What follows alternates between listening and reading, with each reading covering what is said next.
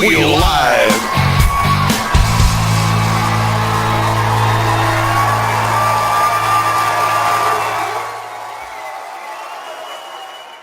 Go.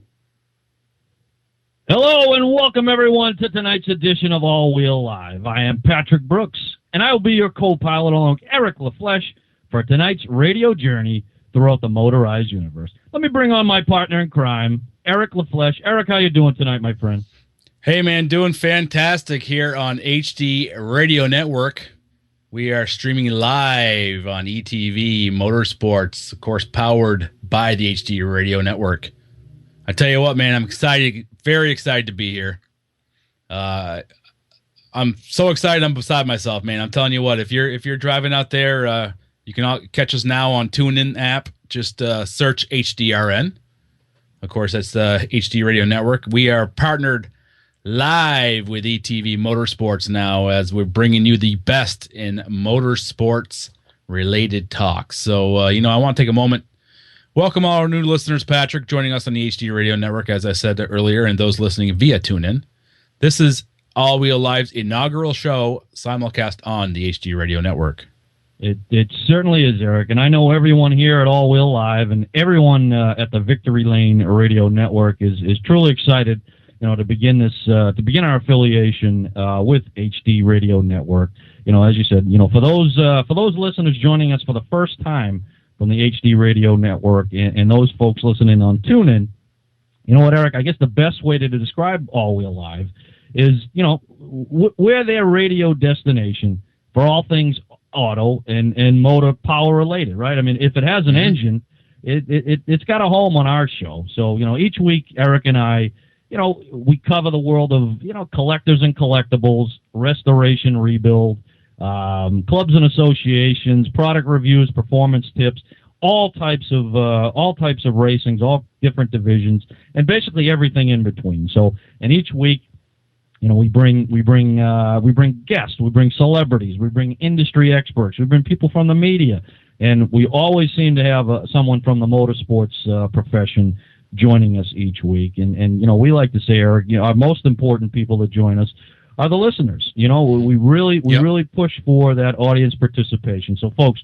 don't be afraid to dial us up. We want to hear from you. Call the All Wheel Live hotline, 317-489-9388. Absolutely, man. Just as Patrick says, we are so stoked to be here tonight, man. Each and every Tuesday night at 7 p.m. As I did mention tonight, Patrick, it is our inaugural show on the new network, so be patient with us. We'll try to work out the bugs and learn how to navigate the new studio.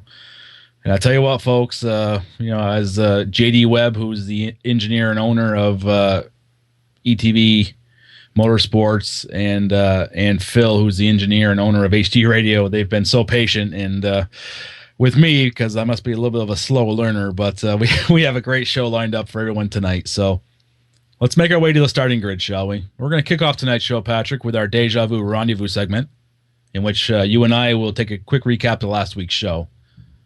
Then we'll open up our mailbag, our infamous mailbag, which we share comments, questions, and suggestions, sent in via email. Of course, Patrick's email is patrick@allwheellive.com, and my email is eric@allwheellive.com. All right, 7:15, folks. We will be joined by NASCAR driver Jeffery Earnhardt, driving for the Nationwide Series this weekend for Go Green Racing. If his last name sounds familiar, folks, it should, because Jeffery is the grandson of the late, great Dale Earnhardt Sr., of course, 7-time Sprint Cup champion. Of course, I like to refer to it, Patrick, as Winston Cup, but I guess we'll go Sprint Cup. You're dating yourself, but that's okay. I know. But Jeffery will be driving the number 79 SK Hand Tools in V Cueva Casino and Hotel Ford this weekend at Phoenix International Raceway in the NASCAR Nationwide Service Master 200. Not to be outdone at 7:45 or so, give or take, we'll be joined by Brandon McReynolds. Brandon will be competing this weekend in the NASCAR K&N West Series in the Casino Arizona 50, being held at the Phoenix International Speedway. And if his last name sounds familiar too, it should, because Brandon is Larry McReynolds' son. Of course, Larry, former guest of the show, Patrick. He's seen each and every week on NASCAR on Fox and is a multi-time winning crew chief for Davey Allison, Ernie Irvin, and the late, great Dale Earnhardt Sr. Brandon will be driving for Bill McAnally team in the number 20 Napa Filters Toyota. And, as this show goes, Patrick, we get to some segments. We might not get to others, but on the agenda tonight is our Racing Roundup segment. We'll take a look at the racing action that took place in the top motorsports series this past week. And finally, the staple segment of the show, the checkered flag on the last lap of the show, is our In the News segment, in which we'll take a look at headlines and press releases throughout the motorized industry. So remember, to be a part of tonight's show, you can call us on the All Wheel Live hotline at 317-489-9388. And, of course, you can follow me on Twitter and my senseless ramblings, as I say, at Eric LaFleche, LAFLECHE. And, of course, Patrick J. Brooks, who somehow has about 5 times the followers I do. But I will not bring that up at this point. Money talks, my friend, money talks.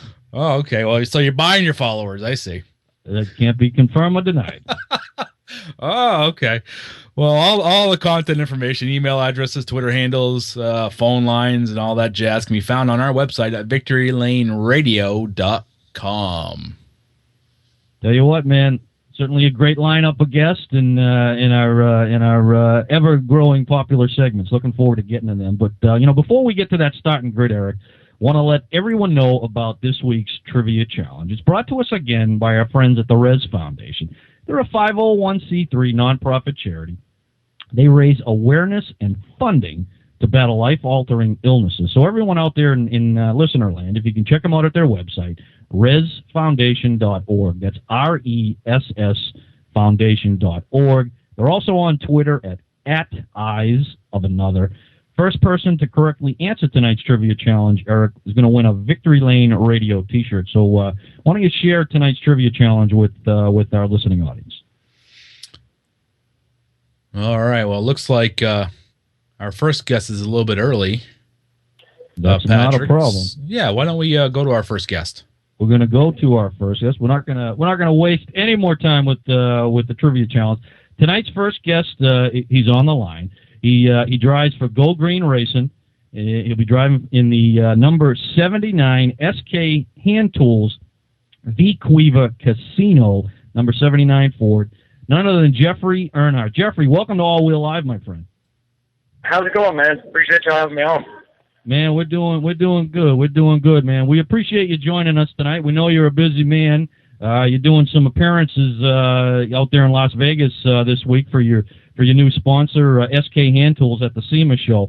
And also, preparing for your big race at Phoenix this weekend. But before we get to racing, Jeffrey, our audience knows I'm a huge MMA fan. I'm going to date myself here because I go back to the days of Royce Gracie and Ken Shamrock back in, I think it was 95. They kind of had that fight of the century.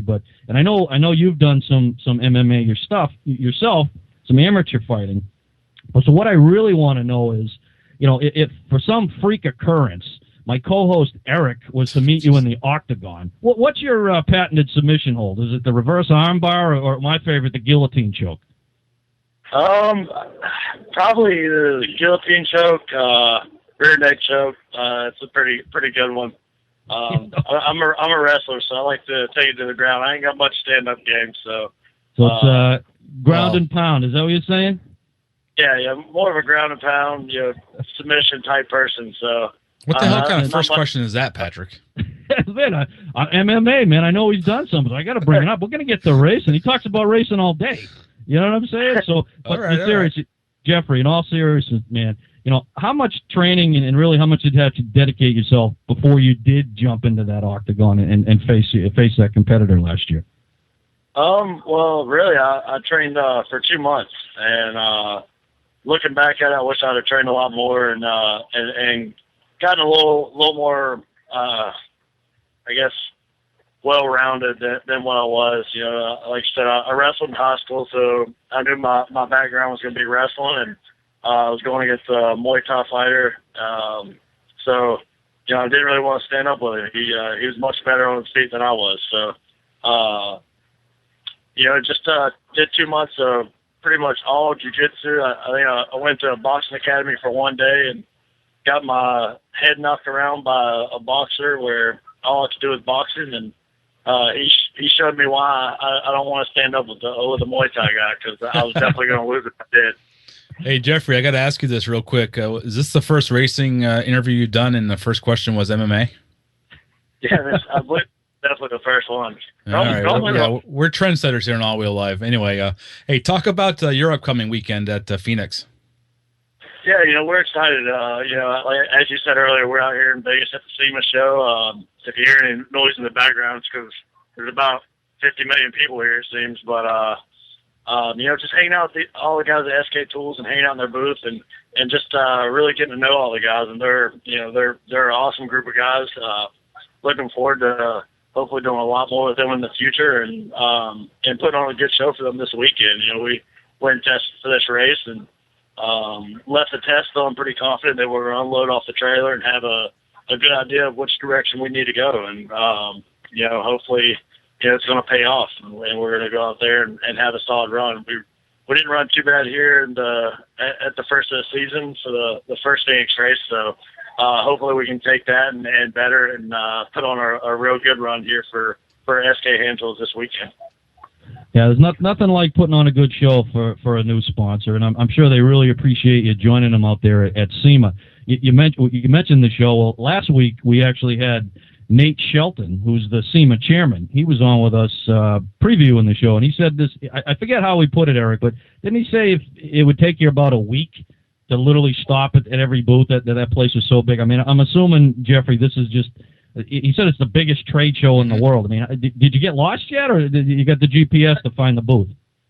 I've been stuck at the SK booth, hanging out with them guys. They've kept me pretty entertained all morning, and just like I said, getting to know them guys. But just actually started venturing around, and been talking to a few people. Ran into Topo down earlier. He said they've been walking around for quite a while, and he hadn't even made it out of the North Tower section. So I think there's a North Tower Central, or North Hall, Central Hall, and a South Hall, and like I said, he's been walking around all day and hadn't made it halfway through the first North Hall. So I'd say if you wanted to stop at every booth, you'd need more than a week's time, and there's plenty of cool stuff to see out here. It's an awesome event. I came out here like 3 years ago and just had a blast checking out all the cool stuff they had and the new latest and greatest of everything.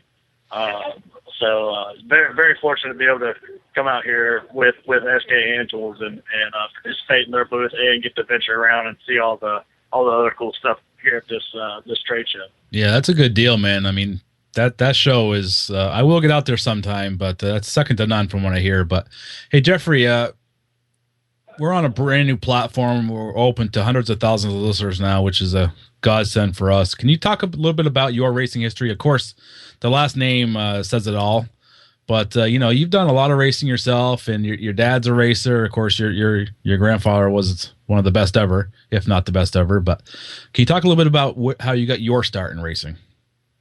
Well, to be honest, I really didn't show a huge interest in racing, getting started. I was just kind of, out doing my thing, trying out other sports like baseball and, just a little bit of stuff here and there. And, wrestled in high school, ran track, the whole 9 yards. And, one day decided I wanted to try out racing. I was at a local, half-mile dirt track where my stepmom's from up in, Whitfield, Virginia, called Whit Raceway. And they just, announced that they were going to start a series for 12-year-olds and all the way up to 18-year-olds to run called a Hornet division. Yep. And 4-cylinder front-wheel drive street car with a roll cage and a racing seat. And I begged my parents for 2 years to let me start racing, and they told me if I go out, find my own sponsors and race car and basically get everything to do it, then they'd let me. And I don't think they expected me to do it, but 2 years later, at the age of 14, I told them I'd found sponsors and a race car and asked them if I could do it. And they finally, it took my stepmom to do a little bit of talking and persuading into my dad to get my dad to let me do it. But he finally cracked and decided to let me have a go at it. So, well, I mean, then, yeah, you're 14, you find your own sponsors. I mean, that's a hell of a deal, isn't it? Yeah, it was fortunate. We had some really good family friends that had local businesses in the area, and they agreed to help me out. So if it wasn't for them, I probably would have never gotten that opportunity. But that's what it's about. It's about getting out there and working hard and putting in the time to get the sponsors and the opportunities to be able to go out there and race every weekend. And that's where we're at today with working and trying to get sponsors. Right. As we all know, sponsors are hard to come by. Mm-hmm. But have the money or are scared to spend it. And anytime you can get it, you better hold on tight because you don't want to let them go. So that's true. Do you think that your last name has just the pressure that your last name itself has caused? Do you think it's one of the reasons that you shied away from the racing game because your family is so synonymous with it? Do you think that you wanted to forge your own path, and then eventually, if you're an Earnhardt, you're gonna turn left, so to speak? I don't know. I guess like where my parents never really pushed me that direction. I believe my parents pushed me more towards other sports than they did racing. Probably because they knew how expensive it was, and they didn't want to pay for all of it. And I don't blame them. Yeah, really. But sports like baseball and stuff like that are a little bit cheaper at a younger age. But I think really it all just comes down to the fact that my parents didn't really pressure me into it, and they let it just kind of be something I wanted to do, and not there's a lot of kids out there these days that their parents just basically push them to race go-karts, and eventually they're just gonna get tired of it. And fortunately for me, it was the decision I made myself, and something I really wanted to do. As you said, my family's got such a huge legacy in the sport that made me want to be a part of it and keep right. it going. And that's what I'm out here trying to do today, and just going out there and giving it my best. As you said, the Earnhardt last name comes with a lot of pressure, and I try not to let the pressure get to me too bad. But everyone always expects you to go out there and just be the best. That it's not that easy. My grandpa, he wasn't born the best. He worked his butt off to become the best. And, right. That's what it takes for anyone. Jimmy Johnson, all them guys, they put in the time to get to where they are, and that's what I got to do. Yeah, I mean, you the name will get you so far, but you still got to perform. That's really what it comes down to. And right now, like you say, you're working hard each day with Go Green Racing, and when you're showing up to the track, you guys are putting in an honest effort, and you're trying to get to the front. It takes a little time with these smaller teams, but listen, you pick up a sponsor like SK Hand Tools, and the what was it, the Quiver, the Casino Hotel, they're with you. I mean, every little, like you say, every dollar counts, and at some point you're going to get that sponsor that's going to work. Say, you know what, Jeffrey, I'm opening up my wallet. Now go do it. That's when you really got to step up the game, correct? Yes, sir. Yeah, I mean, you're right. I mean, it's not easy, and it takes a lot of work, dedication. People were asking me all day, do you mind coming out here and doing autograph sessions and traveling and putting in all this time, and honestly, I don't. I know that's what it takes to get to the top. And I look at Dale Jr. and hell, he's gone 90% of the year just traveling, doing sponsor stuff. And that's what it takes to have the backing to be with the best and race with the best. So certainly does. We can to make it happen. Yeah, I'd like to say you're working hard every week, and you're heading. Your trajectory is going in the right direction, as we like to say. Hey, Jeffrey, I got an email from one of our listeners, Linda in Charlotte, North Carolina. I guess she follows you on Twitter, and she, I guess you just went on a boar hunt, I guess, somewhere, and her question is, as the off season approaches, what do you do? What is it that you do in the off season? Hunting, fishing, swimming in the pool. What keeps you busy in the off season, my friend? Pretty much, if I'm not out searching for sponsors, I'm trying to get in the woods as much as I can. I've been fortunate enough to go on 2 successful hunts this year, one of them being an Illinois whitetail hunt early season with a bow, and I got to go on that boar hunt as well up at the Double Boar Ranch up in Pennsylvania. a guy named Buster Snyder that owns that place. He's an awesome guy. And, pretty much put me on some of the best hunts I've been on so far. But, if I'm not out chasing sponsors, I'm out chasing some kind of animal, doing some hunting, getting to enjoy the outdoors. That's kind of my way of relaxing. And any chance you get to relax in this sport, you better take it. Yeah, absolutely. Because you're under such extreme pressure to perform. Let's talk a little bit about your grandfather for a minute before Patrick. I don't know if he has anything else, but now obviously when he passed away, you were quite young. But do you got any favorite memories or any stories you can talk about your grandfather with us? Probably one of the best ones is how he wasn't just a intimidating man to everyone, outside of the family. He was also intimidating to the family too. I remember I used to call him Pawpaw Dale was what I would call him, and he always told me, he said, "Don't call me that. It makes me feel old. Call me Mr. Earnhardt." And what? And he said it. Yeah, he like I said, he was a very very intimidating man, and I mean he answered every time I called him Pawpaw Dale, but he didn't want to feel old. He wanted me to call him Mr. Earnhardt. He was just an awesome guy, and he was a superhero in my eyes. A lot of people sit there and just talk about how great he was and how he was like a superhero to them, and just someone that was always going to be there. And I mean, I looked at him the same. He was my hero, the guy I looked up to, and the guy that I wanted to be like. Unfortunately, things happened the way they did, but NASCAR's came such a long way because of it, and saved many lives since then. Right. So there's definitely been some good stuff that's come of it, and definitely helped turn the sport into a much safer sport. Yeah, unfortunately, it took that that event, but yeah, a lot of safety measures have been developed and implemented because of that incident. And he was one of the best ever, but it's such a tragedy. Yes, sir. It's like you said, it's unfortunate. It took that to get the safety measures involved, but you look at some of the crashes that these drivers take these days, and it's hard to tell what would have happened if these safety measures hadn't been put in place. Right. Yeah. Unfortunate, but it probably is going to save a lot of lives in the long run. Now, Jeffrey, as the season winds down here, couple races left here in the season. As you look forward to 2014, do you got kind of a short-term plan with Go Green Racing for a number of races next year? Is it going to be part schedule, full schedule? Is it more just if the dollars come in, you're going to go based it on that?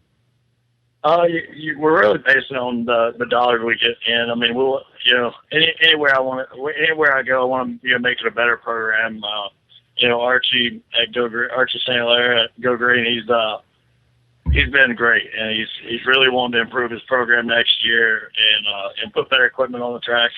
We're a smaller team and didn't have all the resources. Well, we're wanting to up that program next year, and it takes dollar amounts, and to be honest, we don't have anything set in stone right now. We're still hashing it all out and figuring out dollars and trying to put everything in place. But we definitely want to make sure we're running better than we were this year, which as you said, we did very well for what we were this year, and we really need to keep capitalizing on that. Showing everybody that as a small team that we can run up front, and hopefully going and testing is going to be able to help prove that this weekend. But wherever I end up next year, I want to make sure it's a better program and a much more solid program as far as races I run. I like to be able to go and run a whole season and just better myself as a driver and hone my skills and to be able to compete in the points and not for the championship, but be there for fighting for that top 10 position in the points. Yeah, makes sense, my friend. I mean, the one thing we really stress on this show, I mean, we've had everybody from Mario Andretti to Jennifer Jo Cobb to, Big Daddy Don Garlitz and everyone in between. And it's all about the sponsors, man. The guys and girls that listen to this show, that go to the races, they got to back the sponsors, because without them, there's no racing. So that's really a big part of our show is you get the drivers on here. The people love to hear you, but you know what, folks, you got to back their sponsors. And any sponsors listening, this guy's going to bring you some exposure. Jeffery Earnhardt here. I mean, Jeffery, certainly we know you're a busy guy.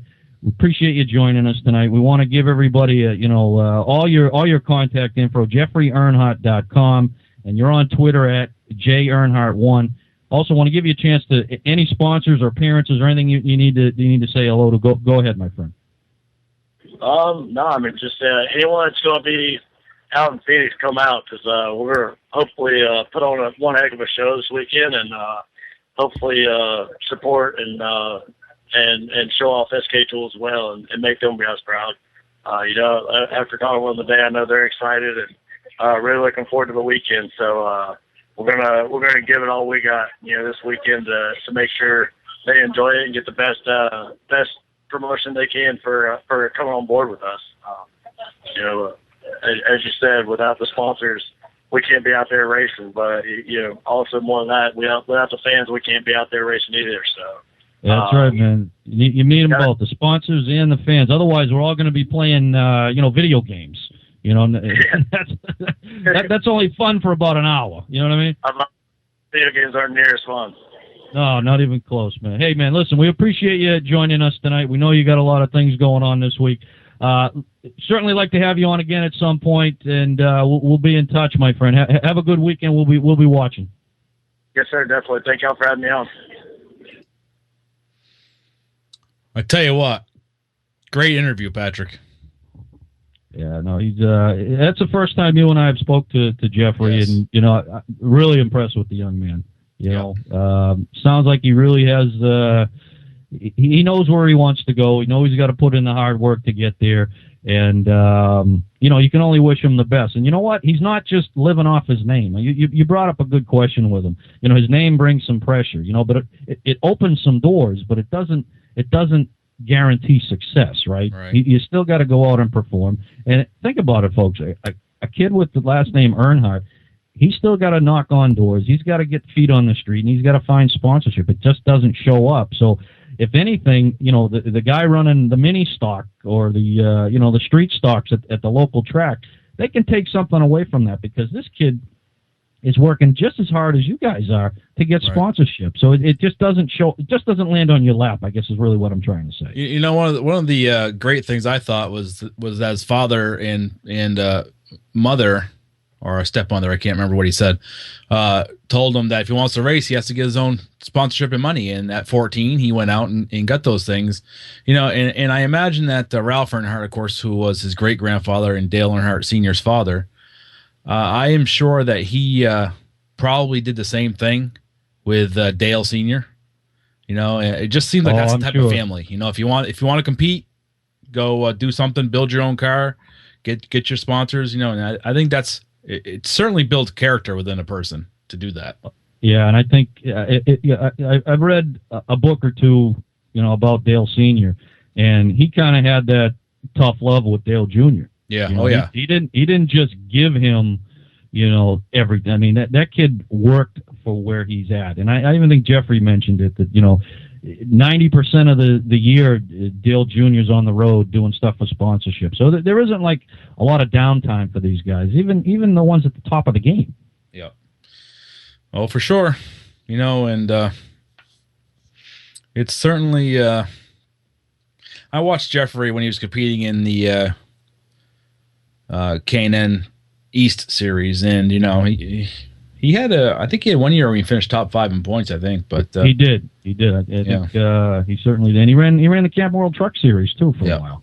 So he's definitely he's got some miles on some track. He's still a young kid. I think he's only 23 or 24. So a lot of racing ahead for him. But glad he joined us. JeffreyEarnhardt.com, and also check him out on Twitter at JEarnhardt1. Why don't we head back to the trivia challenge, Eric, and we'll go there. And when we hear from our next guest, Brandon McReynolds, we'll break in and we'll bring him on. But as I mentioned, it is a trivia challenge brought to us by our friends at the Reds Foundation, RESSFoundation.org.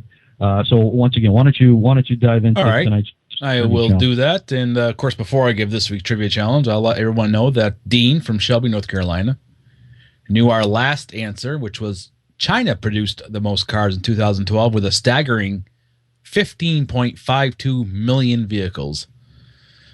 So in case you're wondering, USA was fifth with 4.10 million. So thanks, Dean, and enjoy the Victory Lane radio t-shirt. This week's trivia challenge is...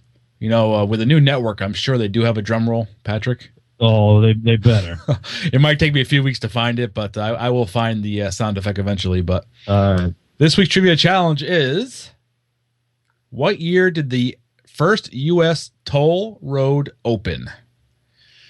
So if you're like me and you travel the East Coast and tolls are the way of life in this area, I tell you what. So what year did the first U.S. toll road open? So, you know what, Patrick? We should get to the starting grid. Yeah, sounds like a plan, my friend. In our deja vu rendezvous recap of last week's show, Eric, we were first joined by NASCAR driver Parker Kligerman. Parker drives full time in the Nationwide Series for Kyle Busch Motorsports. But this past weekend, Eric, he actually did double duty. Okay, as he made his NASCAR Sprint Cup debut for the Swan Racing team. Yes. He had a pretty decent weekend in the NASCAR in the Nationwide Series race. Came home 13th, pretty respectable. Mm-hmm. But what I consider a better performance, even though it's a little lower in the finish order, is in the Sprint Cup race on Sunday. Came home 18th. Okay, and I tell you what, folks, as people listening, well, 18th. Why is that good? Well, let me tell you something. First time ever driving a Sprint Cup car. Comes home 18th at Texas Motor Speedway, which is one of the fastest tracks for the mile and a half. And just so, to put this in perspective, Eric, here's a few of the drivers he finished ahead of. Marcus Ambrose, Juan Pablo Montoya, Carl Edwards, Jeff Burton, Danica Patrick. So he finished ahead of all those folks. So I would say, on a whole, that's a pretty good day. Mm-hmm. Yeah, absolutely. And then after we talked to Parker, we were joined by Nate Shelton. Of course, Nate is the chief marketing officer for the B&M Group, which, of course, consists of automobile aftermarket pioneers and masters of parts, Flowmaster and Hearst, of course, synonymous with performance, both of those names. He's also the chairman of SEMA, the Specialty Equipment Market Association, which was where Mr. Earnhardt was currently at. Just a few minutes ago. And Nate previewed the SEMA show that is taking place as we speak out in Las Vegas. The trade show, which is the largest in the world, runs through November 8th. So if you get a chance to go out to Las Vegas, check out that SEMA show. You got a couple days left, and I don't think you'll be sorry. No, and as I mentioned to Nate Shelton last week, if you make your way over to the Venetian restaurant, man, go to Canaletto's restaurant. Oh my! Anyways, I'm getting hungry. They're getting free plugs, man. What the hell? No, free plug. Listen, my belly went out about 6 inches. Okay, after eating there 2 nights in a row. All right. Well, but anyways, back to the show here. After we chatted with Nate, Eric and I I guess we could say we took a little detour last week. Well, I don't even want to talk about this bullshit coming up. Seriously. Eric and I just actually, Eric, you kind of poked the bear a little bit. I'll have to say you brought up the World Series, and my team, the Red Sox, won again, and I had to convince Eric that Boston fans are the greatest on earth, and that Boston is now the title town of the universe. How are you going to argue that with me, my friend? How? Wow. I you know what? I don't even know how to respond to your last statement of title town of the universe. Pick another city. Try it. You're gonna give me New York? Come on. So seriously. No. Yeah. How do the Patriots like playing in New York, or how do they like playing against New York in the Super Bowl? How the last 2 Super Bowls work out for you? Listen, if you no. How'd they work out for you? Come on. The power went out in my house. I'll put you this way: there's 7 million Kenyan kids wearing an undefeated New England Patriot T-shirt, world champion undefeated T-shirts. Well, that's because we're very charitable people. Okay. Oh yeah. Okay. Anyways, I don't even want to comment on the Red Sox, and the fans are the worst in the world. I'm sorry, but that's this way. I took the 300 and I rented out a storage unit and put it in there and didn't tell anybody because I didn't want it flipped over the next day. Well, you know what? Maybe you should just driven it to New York because they don't win nothing there. They certainly won't tip it over. You son of a bitch. Okay. So anyways, folks, if you missed last week's show or any of our shows, it was a doozy. It was a doozy, and that segment alone is worth going back to listen to. So about half hour to 40 minutes on that. it was. We went off, man. That was, and what made it more enjoyable is that the Red Sox ended up winning another World Series. Yeah. So, you and I can talk Red Sox anytime, but head over to victorylaneradio.com, go to our on-demand section, and you will see and hear how Boston is title town of the universe. All right. I will apologize for that last statement, people. But yes, you can go to victorylaneradio.com. Yesterday's show, which the All Wheel Live, that's us, right? Victory Lane Radio boys, of course, Mike and Al had their first show on our new platform, and that is a podcast is up on that. And this one, the podcast for today's show, will be up in a few minutes after we get off the air. But we have a few minutes, I guess, before we're joined by our next guest. So let me dig into my mailbag, Patrick. I'm going to go deep in, okay? My wife's here. She's going to hold my ankles. Okay, so hang on. I'm going in. Patrick, I've got one. You know what? One of these, she's just going to drop you, and then she's going to take that bag up and throw it in the garbage. But just go ahead. Okay, I got. It took me a while to get out of that bag. She didn't let me have the air. Okay, I've got one from Suzanne in Canby, Oregon. Do you say, is it Oregon or Oregon? I say Oregon. Yeah. Well, how the hell do you say anything right with your accent? I don't. To me, everyone else has an accent other than me. I think that's okay. Seriously. Say Route 140. I'm going to go down Route 140, kid. You liar. That's not the way you say it. Oh, really? How do I say it? You go, I'm going to go down Route 140. Kid, I'm going to take the car down to 140, kid. See? Exactly. Yeah, and it's got to be a kid, no matter if I'm 10 years older. I love that. And you're lucky I didn't throw in a wicket. Or pound sand. That's another one. All right. Well, anyway, back to the show. Suzanne from Oregon writes, my oil pressure warning light is on in my 2007 Audi A6. Nice car, by the way. 66,000 miles. What does it mean and what should I do? Well, Susan, thanks for the question. First thing, don't ignore it. An oil pressure warning light or low gauge reading means one of two things. Either your engine is dangerously low oil pressure or the oil pressure sending unit that triggers the warning light could be inop and might have failed. So the question here is, I guess, is whether you have a serious problem or a minor one. First, do not keep driving it if the warning light is on. That should be a no-brainer. If your oil pressure gauge is dropped, stop the engine, let it sit for a few minutes, check the oil level. You got to let it sit for a few minutes so the oil drips down from the top of the motor. Make sure you don't check it as soon as you shut the motor off. I can't tell you, and it really pisses me off when I have a company car that I can't change my own oil in. I have to go to a Valvoline, which is just, I don't even, we might seek sponsorship from them, so I'll refrain what I really think, but be careful. And it's just, they're checking oil as soon as the ignition's off. Boom, they're pulling a dipstick, and I'm like, what about all the oil in the head? Yeah, or head if it's a V8? What about all that oil? So I don't know, whatever. But stop the motor, let it sit for a couple minutes. You're not doing anything anyway. Check the oil level. Is the oil low? If the oil level is low, more than a couple quarts, or no oil showing on dipstick, which I've had before, Adding oil to bring the level back up to the full mark may be all that's necessary to shut that light off. So keep your fingers crossed, as I would not want to replace an Audi A6 motor. If you haven't damaged your motor by running the oil too low, you'll be lucky. If you do, you'll hear a rapping or a knocking noise, or, if you hear that noise, Suzanne, it's probably too late. The damage has been done, and now you're stuck with the consequences. So, we definitely recommend getting your vehicle to a certified mechanic. Have it towed there instead of driving it to prevent any further damage. That's probably the best advice we can give you, Suzanne. Yeah, no. Yeah, now, by the way.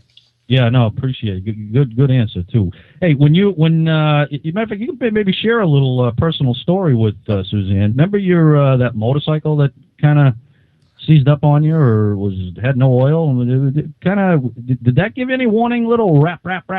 I might have been 15 when it happened. You're still not gonna let me forget it, are you? No, I'm not. Yes, I went about 2.5 years without checking my oil on my motorcycle.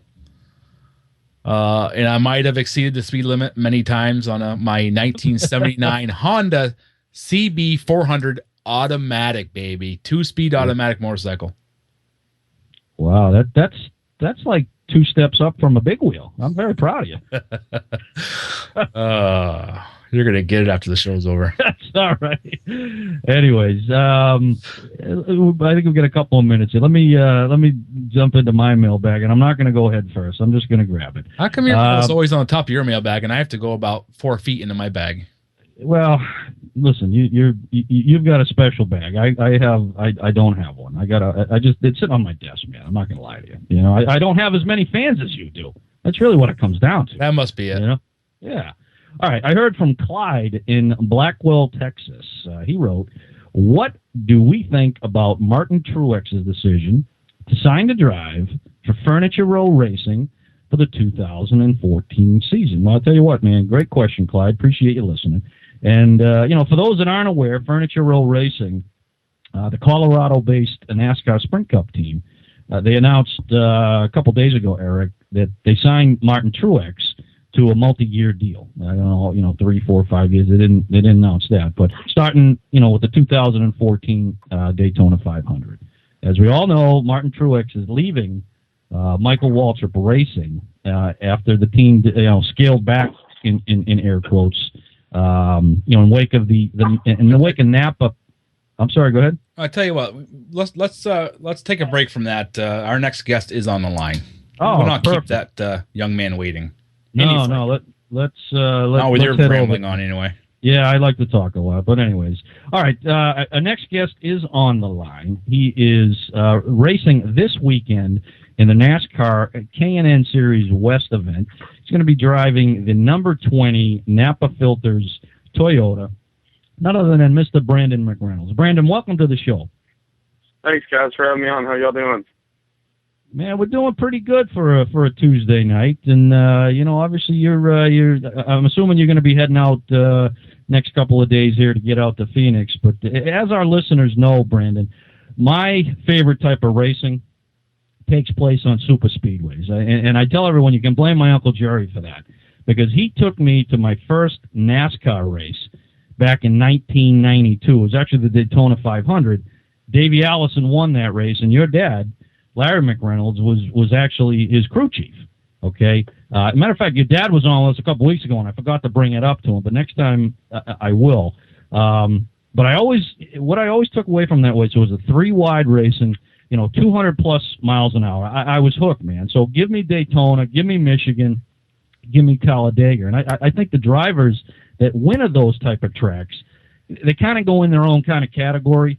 There's a certain something, there's a certain edge, that takes to win those events. And you, my friend, kind of fit into that category, because back in May of 2012, you actually took the checkered flag at Talladega in the ARCA race. So, what is it about the super speedways that kind of brings the best out of some and the worst out of others?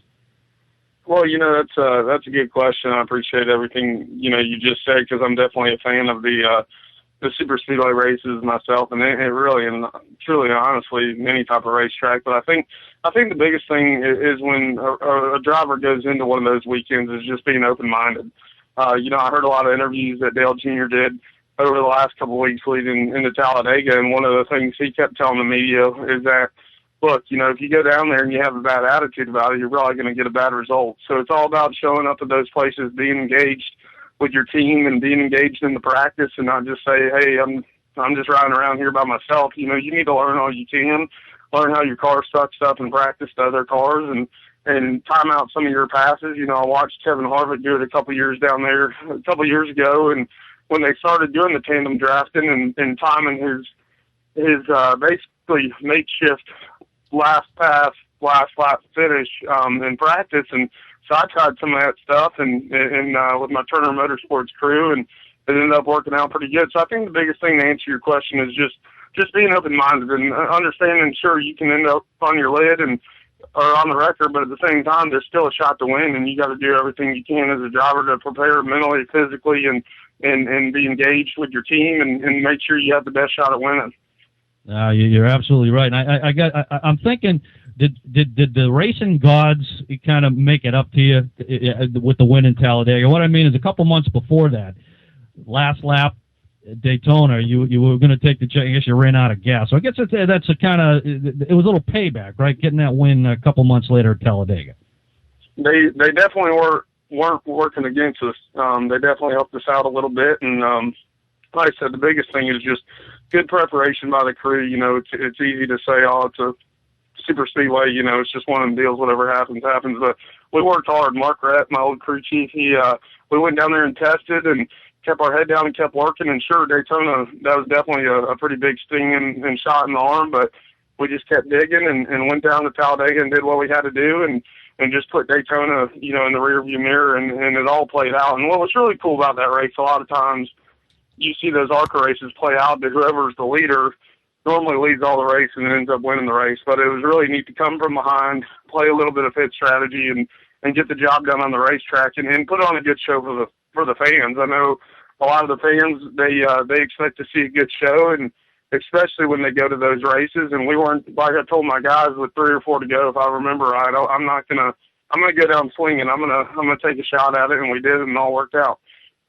I watched the race. Matter of fact, I watched a clip of it again last night, and I think one of the coolest part, man, was seeing your mom and dad sitting on the pit box and just how proud they were of you, and just, you know, being able to be down there in victory lane with you. That's got to be something that it must give you chills even thinking about it today.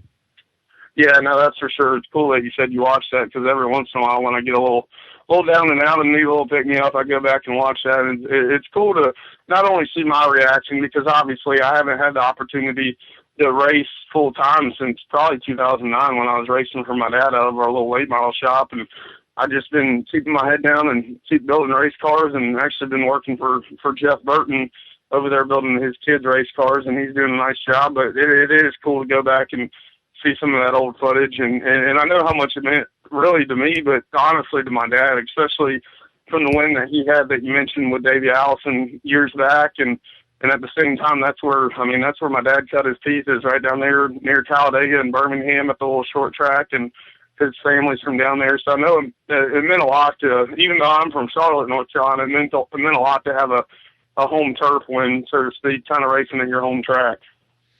Yeah, for sure, man. Hey, Brandon, can you talk a little bit about your racing, how you got started in racing? Of course, your dad is the infamous Larry Mack from multi-winning crew chief and analyst on Fox, NASCAR on Fox. But can you talk a little bit about how you started turning left?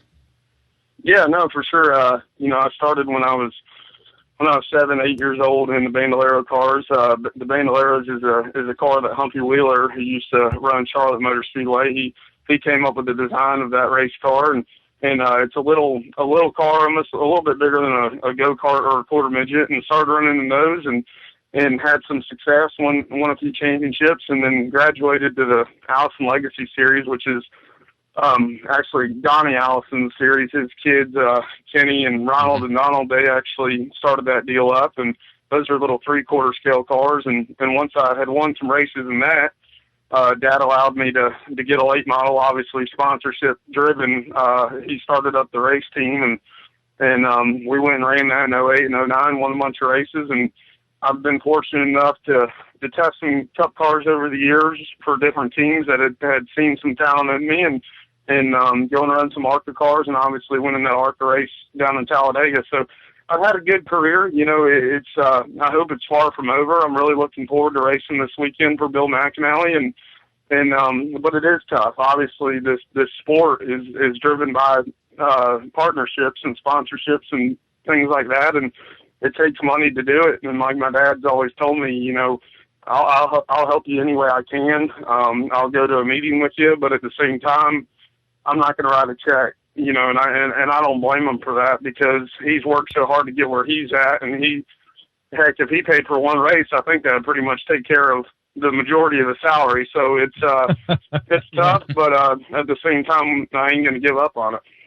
You know what, Brandon, we had Jeffery Earnhardt was our first guest tonight. And he kind of said the same thing. It's about chasing the sponsorship dollars. Just because you have a name, and you know, Earnhardt's certainly a racing name. McReynolds certainly synonymous with racing.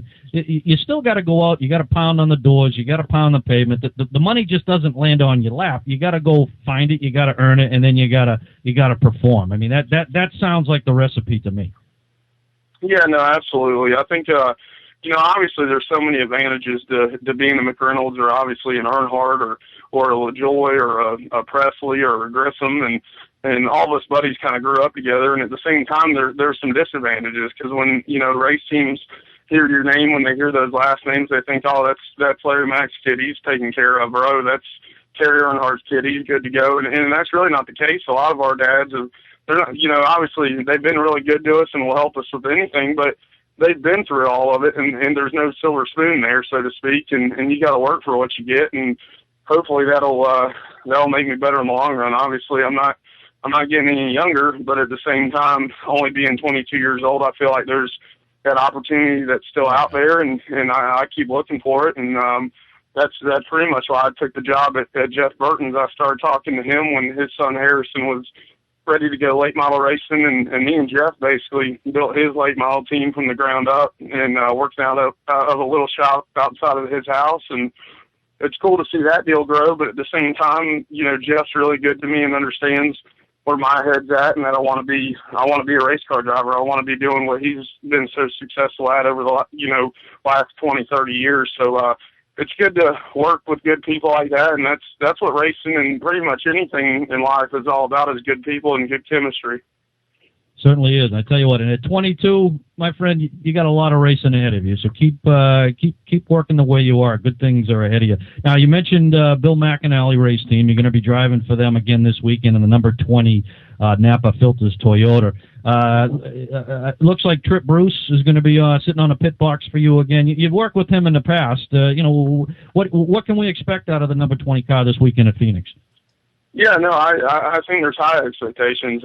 You know, earlier this year I worked with Trip in the Napa Filters 20 Toyota for Bill, and we had a good car. I mean, I had never been to Phoenix, and obviously Trip Bruce, his record speaks for himself. I mean, he's worked with guys like Jason LaFleche and a bunch of good race car drivers, and had a lot of success, and Casey Kane and a bunch of guys in the Nationwide Series. And we unloaded, and I think we were second or third on the chart, which was good for our first time out there. And we just had some mechanical issues in the race. I think we ran over something and ended up getting a flat tire there towards the end. It's been so long ago, but I think we're going to be pretty good. We're going to try some new stuff that their team has learned over the summer, and try to build on that, and really looking forward to it. Bill's a racer, and it's really cool to see what he's done with Napa and how he's built a program out there, and he's willing to give, you know, talented kids that work hard and appreciate the opportunity a chance. And he called me up and asked me if I was interested, and obviously I said yes. And so they've been out west in Sacramento. I'm out in the seat in there, and I'm going to go out there and give it all we got, and really looking forward to that. And also want to mention to you guys before we get off of here, and that way you don't kick me off before I get it out. But you know, the cool thing that me and Dad have been working on, and this is the first time we've announced it, but I got the okay from him today, is Dad's actually looking at getting back in ownership. You know, a few years ago when Toyota first come around, he was part of Bain Racing, and they got Toyota's first win in the Truck Series, and he's actually working with a guy out of Atlanta, and they're trying to form up a team. So we're looking for sponsorship to do some truck racing next year, or possibly some East racing. So it's going to be pretty cool seeing Dad venture off into the ownership side of things again here pretty soon. That's cool, man. Thanks for announcing it on All Wheel Live. We appreciate that. Yes, sir. You know, do you remember? Did you used to travel with your dad when he was a crew chief?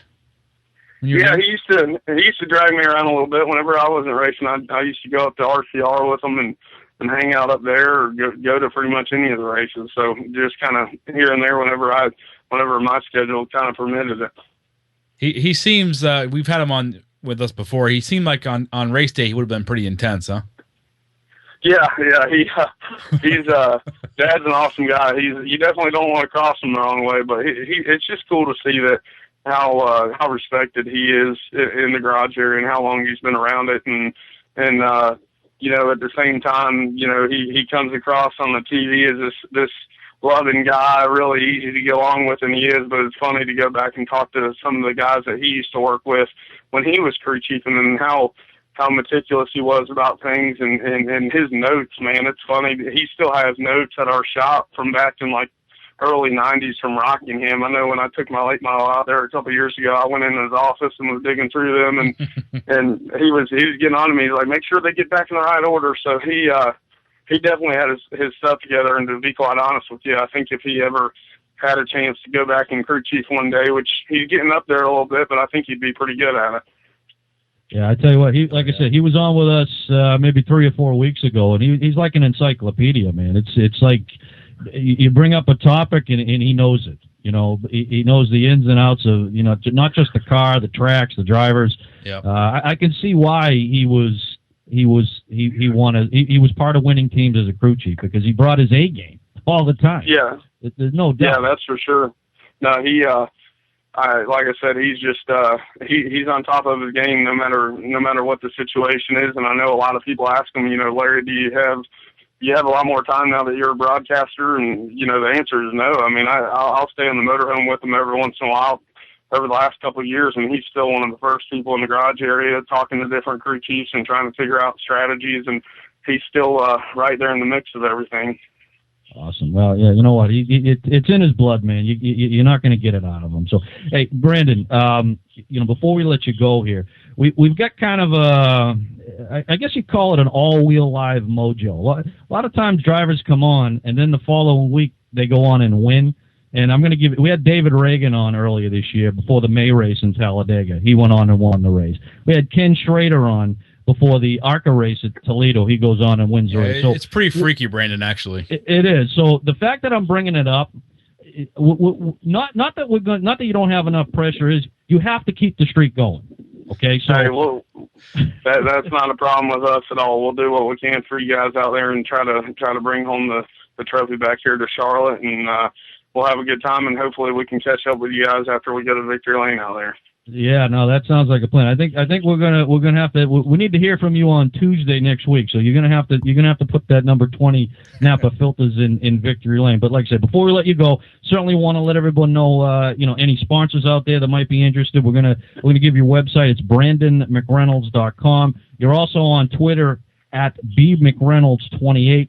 Any other thing you want to mention to our audience? You know, sponsors, appearances, etc. Have at it, my friend.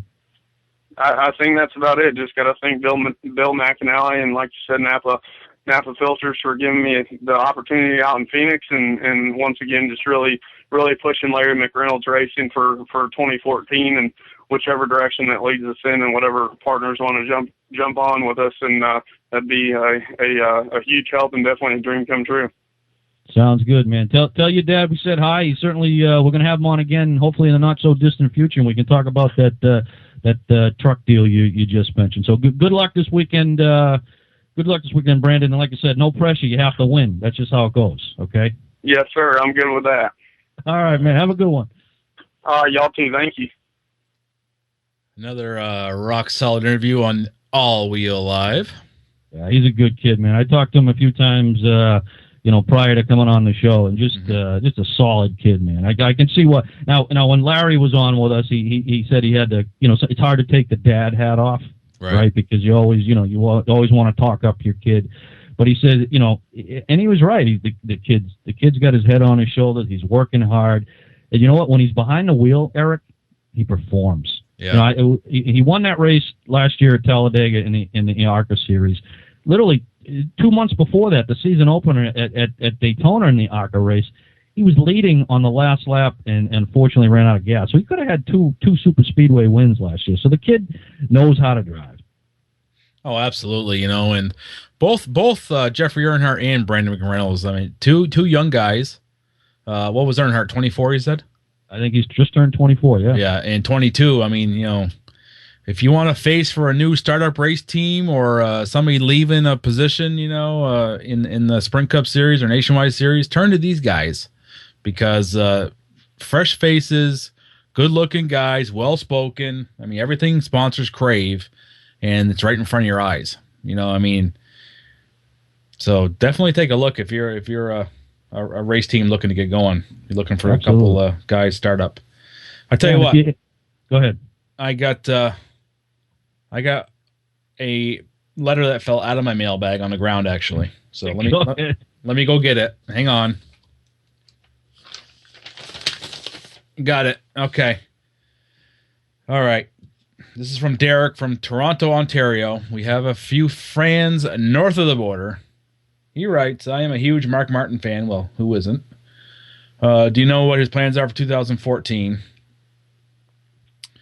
Derek, thanks for the question. And I think maybe 6 or 7 months ago, you wrote in with another question about a Sprint Cup driver. I think I remember Toronto. But as you know, Mark is not coming back to Michael Waltrip Racing in the 55 car as Brian Vickers has signed on to drive full-time. There is talk that Mark will join Stuart Haas Racing as a test driver and consultant next year. Rumor has it, though, that he's working directly with Danica Patrick to speed up her learning curve. You know what, Patrick? I could do an hour and a half on Danica Patrick. And she probably would not want to listen to it.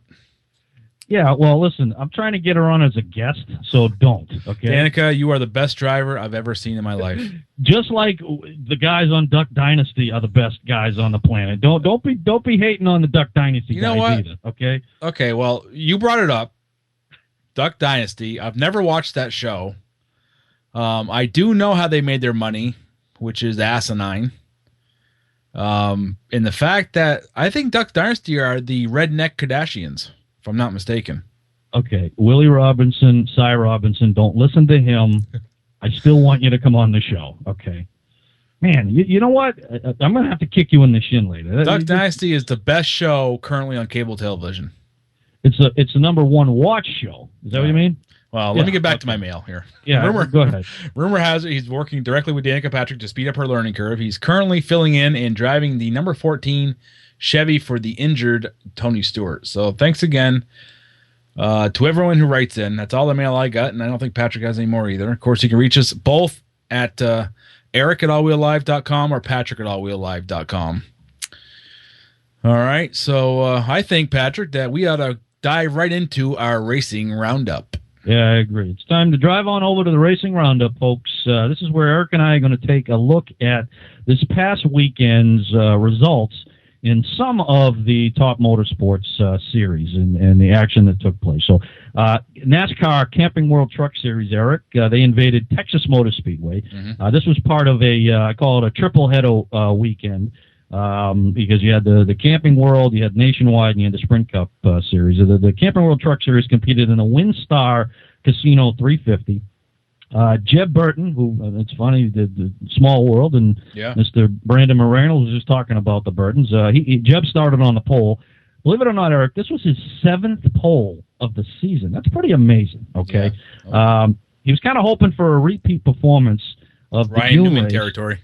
Yeah, absolutely. Front row Ryan, front row Joe Nemechek. Those guys always seem to be on the pole. But the June race, truck race this year, Jeb actually picked up his first truck victory ever. But turned out Jeff had a pretty rough day. Came on 27th, 7 laps down. Yes. Continuing with the Camping World Trucks, of course, the day definitely belonged to Ty Dillon. And is it just me, or is Ty Dillon extremely interesting-looking individual? Wait a minute. I mean interesting in he's the type of person where when he's on TV or you see him in person, you want to look at him because there's a lot of stuff going on. And a lot of it he's kind of like Carnival Baca. Well, you got to admit, I mean, Austin, he's a Dylan. Yeah. Ty's, I don't know what's going on, but okay, let me tell you something. In the matter of about 3 minutes, you've ruled out. Let's see, Danica Patrick, everybody on Duck Dynasty, and Ty Dillon sure as hell ain't going to join us now. Man, go ahead. Ty Dillon, well, he should join us. Well, it's almost like he did join us because he did win the race. But that's true. The day definitely belonged to Mr. Ty Dillon. Ty led 130 of the 147 laps for a dominating milestone victory at Texas Motor Speedway. Dillon drove the number 3 Chevrolet to its 100th NASCAR victory across the sanctioning body's 3 main series, including the late Dale Earnhardt Sr. in the Cup races. Dillon was greeted in victory lane Friday night by Richard Childress, his grandfather and truck owner. It's great to have my grandson win the 100th race with the number 3 Dale Earnhardt. With Dale Earnhardt and Austin and Ty, all they've done, it's very, very special. Childress said it'll be a night I remember for a long time. I know Dale Earnhardt Sr. is smiling down on us tonight. Yeah, I'm sure he was. Anytime that number 3 is in victory lane, no matter who's driving it, you think of Dale Sr. There's no doubt. Finishing up the Johnny Sauter came home runner-up, Eric. He was followed by Ron Hornaday Jr., Brendan Gaughan, and Justin Lofton. That was your top 5. When we look at the points chase, you got series leader Matt Crafton. He came home 10th, but he still has a 46-point lead over defending series champion James Buescher. They've only got 2 races left. You got obviously Phoenix, and then the season finale at Homestead. So I think the way the math works out, I think Crafton, he's only got to finish like 18th or better in the last 2 races to be crowned champion. So unless he has some unforeseen problems, you can probably put the trophy on Crafton's on his mantle. Right, and it should be known that Matt Crafton will be joining us in the coming months on All Wheel Live. The NASCAR Nationwide Series was the second event at Texas Motor Speedway this past weekend as they held the O'Reilly Auto Parts Challenge 200 on the 1.5-mile track. Alex Bowman surprised the field as a 19-year-old from Arizona started on the pole. It shouldn't have been a surprise, though, as Alex started on the pole back in April at this track as well. And Alex ended up finishing 18th on the day.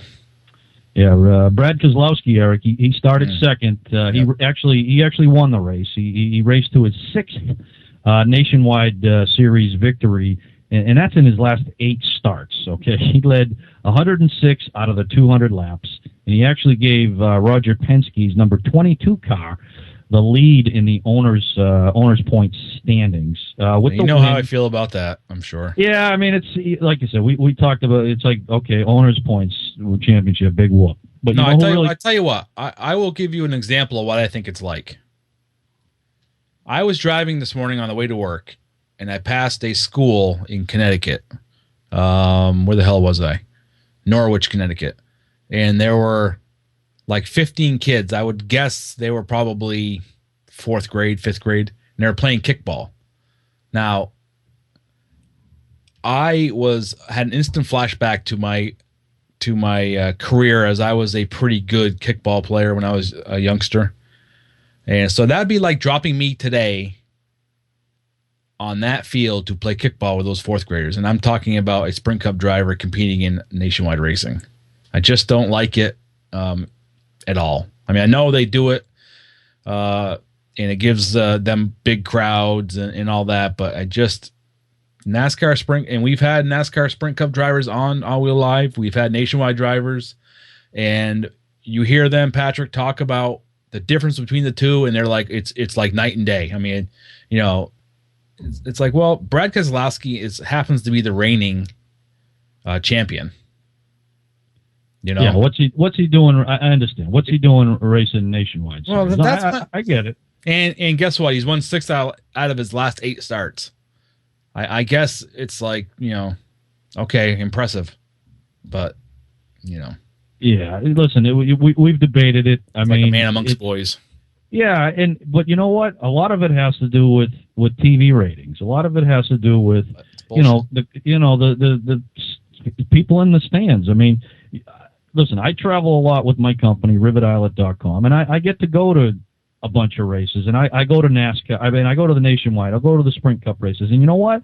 If there's not a big name in the Nationwide race, there's nobody in the stands, and that doesn't mean the racing isn't good, because there's a lot of talented guys and girls that race in Nationwide, but it's become such a star-driven sport now, Eric, that the lowest series, and it's kind of crazy to call Nationwide a lowest series, but technically it is, and unless you've got Dale Earnhardt Jr., Brad Keselowski, Ricky Stenhouse, one of the named guys from Sprint Cup coming down. Kevin Harvick, right? Joey Logano. Mm-hmm. They're not getting the people in the stands, and I don't think they get the eyeballs on TV either. And I know we've talked about that a couple times, but right. That's a topic for another show. But anyways, back to the Nationwide recap. The number 22 car, and this is going to once again play right into your story, has been to victory lane 12 times this season. Okay, Joey Logano. Yeah. He won 3 times. Obviously, Keselowski now he's won 6. A.J. Allmendinger 2, and Ryan Blaney 1. So, and the Nationwide Series record is 13 wins in a season by Gibbs, and that was done, I believe, by none other than Kyle Busch. I think back in like 2010. Oh yeah, like cherry picking Kyle Busch. Oh yeah. Well, Denny Hamlin finished second in the Nationwide race. Sam Hornish Jr. third, Matt Kenseth fourth, Austin Dillon fifth. For the driver's title, Hornish Jr. overcame being a lap down early in the race to finish out and cut his deficit behind Austin Dillon from 8 points to 6, with 2 races left in the season. So that's ending up to be a hell of a points race between Dillon and Hornish Jr. Yeah, it certainly is. It's certainly going to bring keep people watching. There's certainly going to be some drama in the last couple of races here. Sprint Cup Series, Eric, was also at Texas Motor Speedway this weekend for the AAA Texas 500. Carl Edwards started on the pole in the Fastenal Ford Fusion. He set a fast lap of 196.114 miles per hour. That's hauling the mails around that mile and a half. It was an all Ford front row. With Brad Keselowski starting right next to him in second in the Miller Lite Ford. Kyle certainly had a rough day coming home 37th. Brad, on the other hand, had a pretty solid day bringing home the number 2 Miller Lite Ford in 6th place. That's for sure. And the day in the Cowboy Hat Trophy, of course, belonged to none other than Jimmy Johnson and the number 48 Lowe's-sponsored Chevy. Jimmy led 255 of the 334 laps for a dominating victory Sunday that put the 5-time champion back in the chase for the Sprint Cup lead. With 2 races left in the season, Johnson and Matt Kenseth arrived at Texas Motor Speedway tied in points. Though Kenseth was a leader based on his 7 wins. Johnson got his 6th victory of the season, becoming only the 2nd 3-time Cup winner at Texas. The number 48 Hendrick Chevrolet team takes a 7-point lead into Phoenix next week. Kenseth, as you mentioned, he was running second behind Johnson for most of the first half of the race before getting penalized. He had a speeding penalty on pit road. That actually dropped Kenseth to 16th place, more than 28 seconds back, though the Gibbs Racing Toyota ended up with a solid finish coming home 4th. Dale Earnhardt Jr. was runner-up in 2nd. Let's see, Joey Logano was 3rd. Obviously, it had Kenseth in 4th. And Casey Kane rounded out the top 5. Yes, and now we will turn our sights, Patrick, to Formula One. Yes, as some people call Formula One the only real racing left on the face of the earth. But I digress. The Formula One series was in the United Arab Emirates for the Etihad Airways Abu Dhabi Grand Prix. Say that 5 times fast. Didn't you go there on your honeymoon? No, not quite. But I have been to United Arab Emirates. Little known fact. Okay. I have been there. Okay. Mark Webber sat on the pole with Sebastian Vettel sitting right next to him, making an all Red Bull Racing front row. Vettel didn't wait long to take his lead from his teammate pretty much on the first lap and eventually went on to victory. He scored his 7th consecutive victory and his 11th of 2013. Simply incredible. It's incredible. Vettel, it basically, to say he's dominant doesn't do the word justice, okay? The second place finisher Weber, he came home, listen to this, second place finisher, folks, 30 seconds behind Vettel. 30 seconds, okay? Hello, can you say blowout? But anyways, Nico Rosberg came home third. Romain Grosjean was fourth. And the Italian, I believe he's Italian, right? Fernando Alonso came home fifth. He might be Spanish, I forget. But anyways, Vettel has a commanding lead in the championship points, 374 points to Alonso's 217. Raikkonen is still in third with 183, and Lewis Hamilton's in fourth with 175 points. Right, and 2 races remain on their schedule, Patrick. November 17th for the United States, Grand Prix held at the Circuit of the Americas in Austin, Texas. Phenomenal course down there in the Lone Star State. And then the season finale on November 24th in Brazil for the Grand Prix of Brazil, which is always one of almost everybody's favorite on the year. And Brazil, just that racing is intense down there, so... It is, and you know what? Last year was the inaugural race at the Circuit of Americas in Austin, and it was a pretty phenomenal race. I don't know, some of our listeners may not follow F1. I do, and I tell you what, I'm looking forward to that race in a couple weeks. So, yep. But anyways, folks, that's this week's racing roundup. I think it's time to head to the checkered flag, Eric. So what do you say? That's right. We will be taking the checker flag as we head to the finish line on this edition of All Wheel Live in our staple in the news segment. Fiat is in the news, Patrick, as Chief Executive Officer Sergio Marchionne. Wow, I almost did that right. Is turning to Chrysler Group's LLC Jeep brand in a bid to rescue a stalled entry into China's car market. In his third attempt in 15 years to gain a foothold in the country, Fiat is finalizing a deal with local partner, you son of a bitch, Patrick, Guadaguzu, Gary Gnu, Automobile Group company to make the Jeep Cherokee sport utility vehicle in China. That was a reference for all you kids who grew up in the 80s, Gary Gnu. Let me get my composure. All right. Try, please. Be a professional. 3 people familiar with the matter said the SUV could hit showrooms in 2015. The Italian car maker is considering assembling the vehicle at its sole factory in the country rather than a new facility. Fiat is looking to fill unused capacity in the Viago sedan, the only car currently made at this plant. It's forecast to miss sales targets for this year and 2014 by more than 60%. Yeah, IHS automotive estimates. Turn to Chrysler's Jeep to fill the gap in China's underscores Fiat's growing dependence on the American unit to compete with larger manufacturers. So not good news for Fiat. 60% on sales target. Yeah. That's a fireable offense. Yeah, I would say so. And I guess those commercials with Charlie Sheen driving the little Fiat 500 inside his mansion probably didn't help sales either. But anyways, what else is going on out there? Japanese automakers are in the news, Eric. As I don't see any weird names on your list. Isn't that strange? That's don't read anything into that, buddy. Okay, that was just happened to work out that way. Anyways, Japanese automakers took the top 3 spots in this year's Consumer Reports magazine for vehicle reliability rankings. Lexus number 1, Toyota number 2, Acura came in at number 3. Rounding out the top 5, you had Audi and Mazda. The only U.S. brand, Eric, to make the top 10 was GMC, and they broke into the top 10 at number 9. Okay, Consumer Reports, they base reliability cars and trucks based on a survey of subscribers who own vehicles from current or prior model years. This year, they actually surveyed over 1 million people, 1 million owners, I should say. The key to reliability is the approach to vehicle is a conservative approach to vehicle redesigns, if you know what I mean. You know, the brands that do best is Toyota and Honda, you know, because they use kind of, I say, the often time-tested engines. You know, they're not changing engines every couple of years. The models that, you know, tend to make a lot of changes don't always rank too high on the reliability charts. Companies like Ford, Cadillac, Chevy. They're always, trying to push the envelope, so they tend to have lower scores on the reliability ranking. So, right. All right, let me see. Ed Bullion is in the news as the Atlanta native and his crew shattered the unofficial.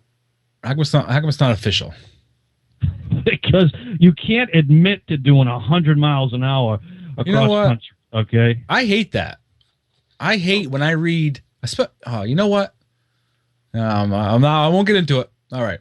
The crew shattered the unofficial record for fastest drive from New York City to Los Angeles by making the 2,813-mile trip in 28 hours and 50 minutes, which is phenomenal if you do the math, besting the previous mark set in 2007 by more than 2 hours.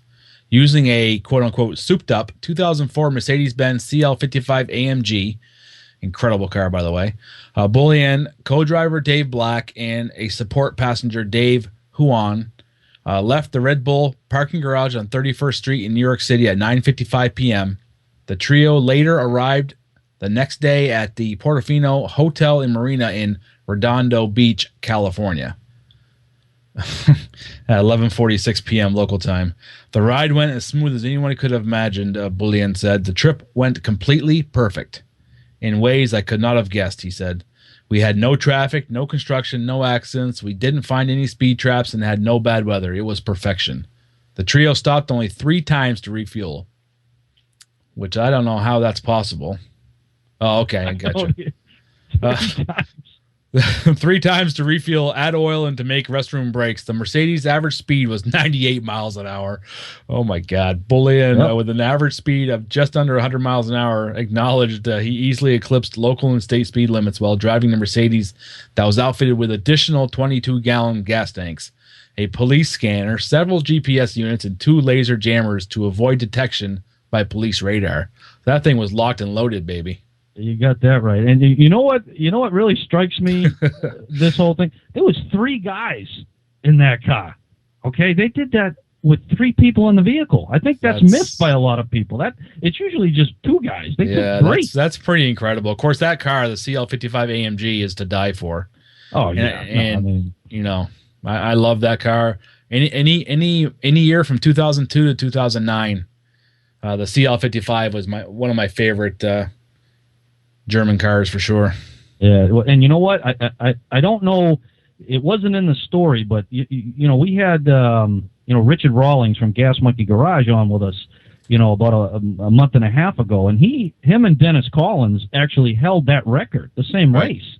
So I got a feeling that's the record they broke. The unofficial record. We'll get Richard Rawlings on again with us, and we'll ask him about it next time we got him on. But anyways, let's see what else is going on in the news, Eric. If we got a couple minutes here, I think we do. Okay. This one's gonna tickle everybody's tummy on this. Sure. One, okay. The U.S. taxpayers, Eric, you and I are in the news.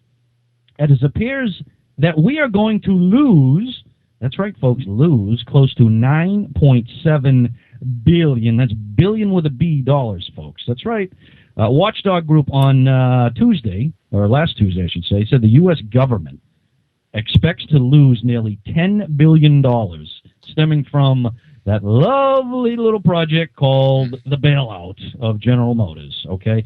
The government, which is really us, That's right. Yeah, I like how they just conveniently stick the government title. Right. It's really us, our money. That's what really, instead of the word government, spent $49.5 billion with a B, that's right, to save General Motors a little over 5 years ago.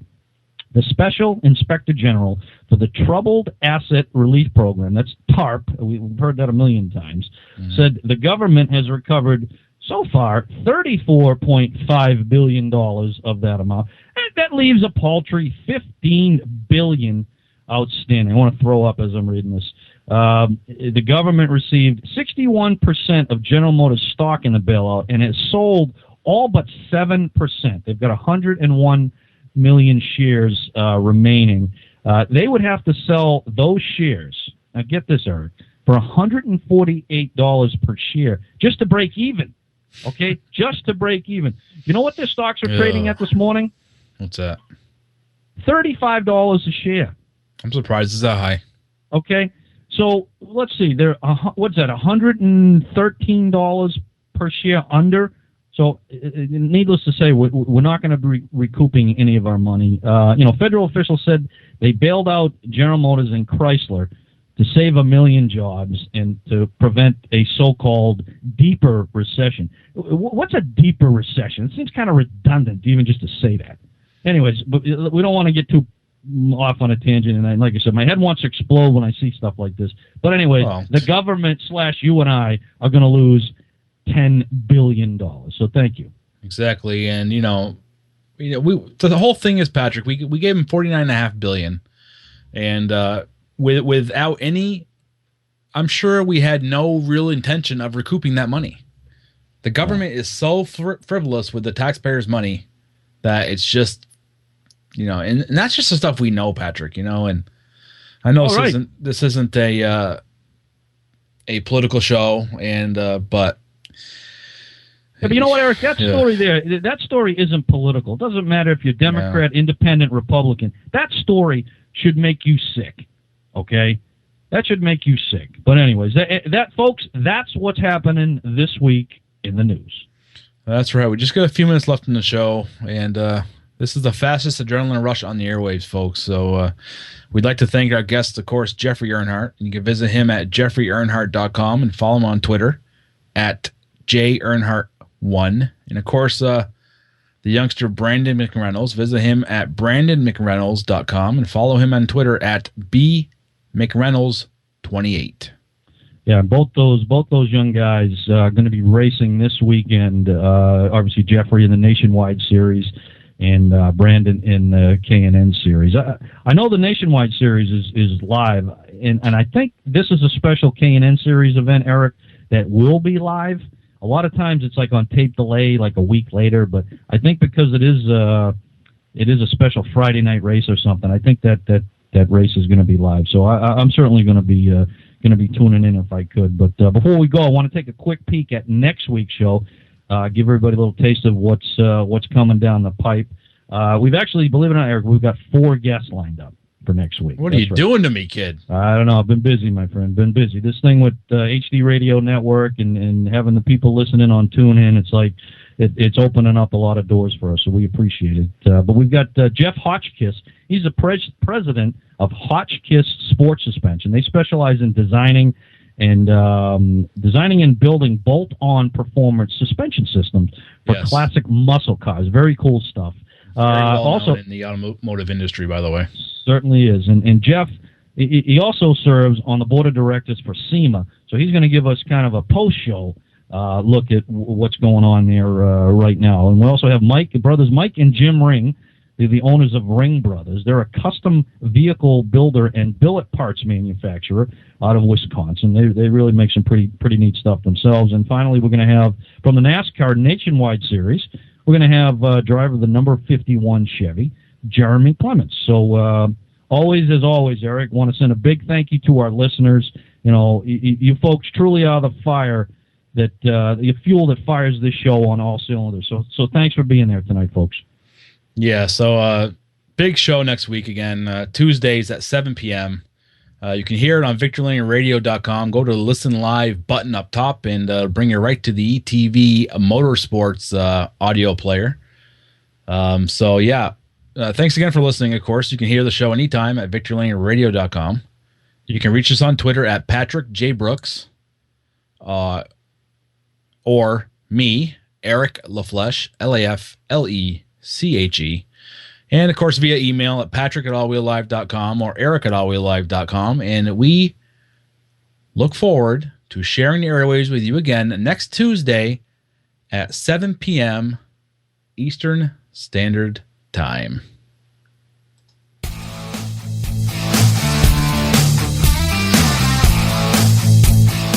Hey, thanks for tuning in. You've been listening to All